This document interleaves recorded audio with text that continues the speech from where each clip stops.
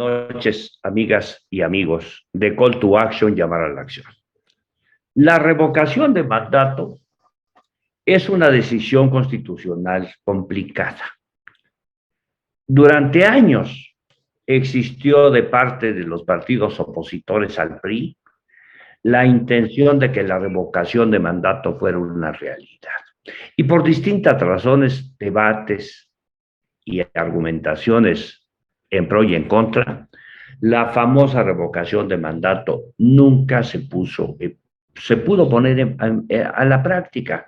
Ahí está como una cuestión debatible, pero nunca tuvo la posibilidad de ser cierta.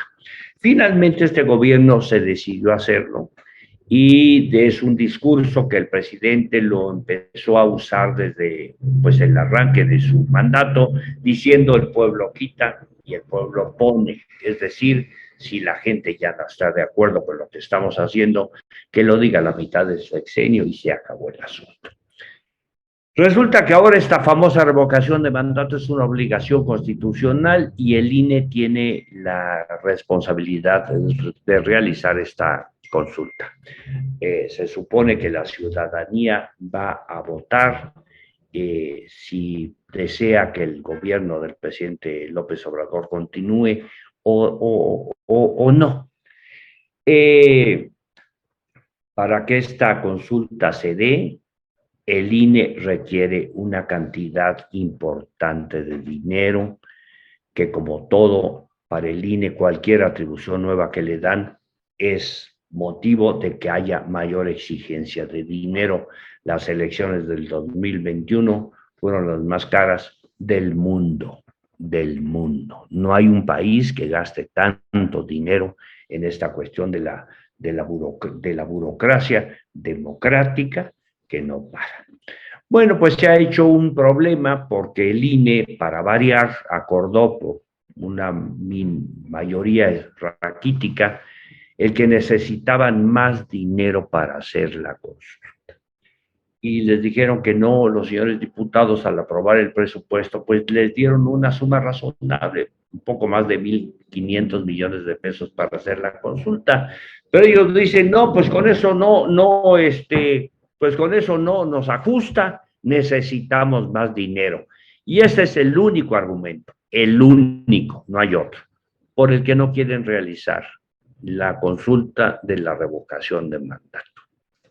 Se ha convertido en una polémica, ya intervino la Corte, y sí me parece que es un exceso, lo digo con claridad, me parece que es un exceso la petición del presidente de la Cámara de Diputados para enjuiciar penalmente a los consejeros que votaron en contra. Sí me parece que es una cuestión carente de sentido jurídico y ético, y creo que no debió haberlo hecho el señor presidente de la Cámara. Eso es una cosa. Pero otra es que digan que el señor Murayama y el señor Lorenzo Córdoba, que por cierto escriben tweets, cada uno en su cuenta, pero casi con las mismas palabras, son los mártires de la democracia. No hay un argumento que valga la pena aparte del dinero. El único argumento es que queremos más dinero, punto. La verdad, vean, yo quise hacer con un grupo de mexicanos, quisimos un grupo. Yo desde luego fui el coordinador del grupo, quisimos hacer un partido político y vivimos esta ansiedad obsesiva del INE por tirar a la basura el dinero de los mexicanos. Ustedes vean cómo se hace una asamblea. Nosotros escogimos el método de las asambleas distritales, tendríamos que haber hecho 200, hicimos 236 y nos faltaron, según el INE, 2, cosa que es verdaderamente absurda. El INE a la puerta de cada asamblea, lo digo a los que me quieran escuchar, pone un número de computadoras que solo ellos saben porque en algunos casos son 5, 10, 17, en algunas muchas y en algunas muy pocas. En ese momento, la organización de la asamblea está en manos del INE, de nadie más, del INE. El INE registra a quienes se forman en la fila con su credencial de elector, que ustedes deben de suponer, las examinan al derecho y al revés. Finalmente presentan en sus escáneres o vaya usted a saber qué hace con la credencial, y cuando ven que el señor aparece en la lista nominal que dicen llevan precargada, lo admiten a la asamblea, le extienden un gafete identificador y con esto pasa a la asamblea. ¿Cuánto creen que dura la asamblea? La asamblea dura 4 o 5 minutos. El INE ya no tiene interés en lo que pasa en la asamblea, no les importa, no hay una sola observación alrededor de lo que pasa en la asamblea. Y lo que les interesa es contar a la gente que está ingresando. Cuando ven que ya hay mucha gente, que hay más de 400, 500, ya empiezan ellos mismos a como que decirles, bueno, ya no se registren más.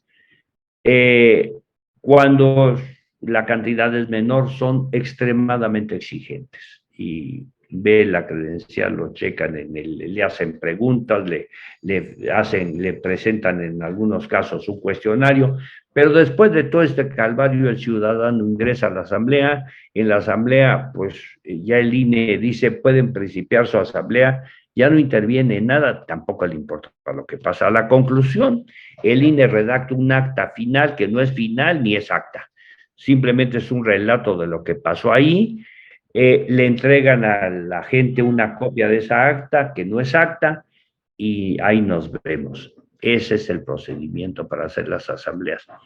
Mucho tiempo después, uno se entera en algunos de los portales, porque les quiero decir también que para este asunto de los partidos hay varios sistemas de cómputo que recogen según el INE esa información.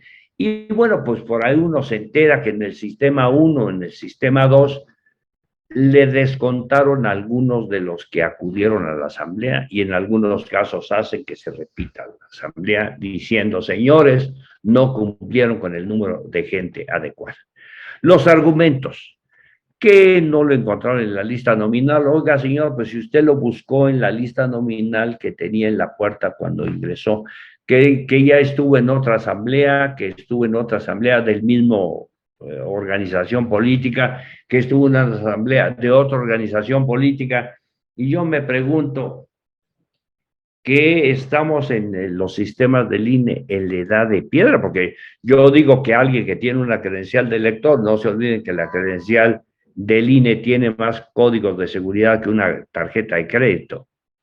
Uno no puede ir a una tienda y comprar con una tarjeta de crédito y decirle, fíjese que con su mismo nombre hay otro señor que está comprando mercancías porque inmediatamente se suspende la transacción. ¿Cómo estarán los sistemas del INE que pasa eso? Y luego pasa todo el proceso y viene la afiliación por medio de un teléfono celular, que el INE también nos da una clave y la posibilidad de que por ahí ingresemos a los afiliados. No se imaginan ustedes el calvario que es eso. Buscan dónde, con la georreferenciación de las plataformas modernas que hay en ahora, buscan dónde afiliaron a alguna persona y yo tengo el recuento que es cómico y trágico de una persona que afiliaron en una plaza pública donde al fondo hay una iglesia y dijeron que era sospecha de que había habido influencia de la iglesia porque habían afiliado a una persona en la plaza pública de la iglesia de San Pascual Bailón. Y también en otro caso, porque la afiliación fue enfrente de una oficina del registro civil y que consecuentemente a lo mejor el oficial del registro civil tenía responsabilidad. Estos son los argumentos del INE que hace porque no tienen que gastar el dinero, tiene una legión de burócratas que solo están viendo qué encuentran para justificar su trabajo. Entonces a mí me parece que el debate hay que centrarlo en lo que realmente es una petición de dinero que ya los señores del INE lo llevaron a hacer una cuestión polémica, difícil, en que yo insisto, no han cometido ningún delito, están expresando un punto de vista, pero un punto de vista burocrático, gastalón de dinero público que no tiene justificación alguna. Los señores del INE tampoco son los mártires de la democracia porque se envuelven en la bandera de la democracia y todos los enemigos, como era antes, los enemigos del gobierno, los críticos del gobierno quieren utilizar esto como una lanzadera más para lanzarlo al gobierno. En este país tenemos que pensar bien estas cosas, acabar con los mitos y acabar con las exageraciones. El país tiene que mejorar y en efecto la democracia tiene que mejorar. Pero tenemos que acabar con estas instituciones tan caras. En este año, pues como ven ustedes, las elecciones ya pasaron. El año próximo solo hay elecciones locales y yo digo, ¿por qué no dejan que los gobiernos de los estados, que las instituciones electorales de los estados, es más correcto decirlo, no los gobiernos, las instituciones organicen sus elecciones? Porque el INE va a duplicar en los estados, impidiendo que las entidades federativas tengan mayoría de edad. ¿Por qué? Porque no se concreta a las elecciones federales y le va a sobrar el dinero. Hay que reducir la burocracia, hay que ahorrar, no hay que tener esos... yo leí cuando querían hacer una especie de Disneylandia con edificios, con pasajes, con plazas públicas, para mantener una institución que teóricamente va a tener elecciones cada 3 años. Sí tiene que haber un método imparcial que dé certeza, que dé definitividad, que dé solvencia al proceso electoral de este país.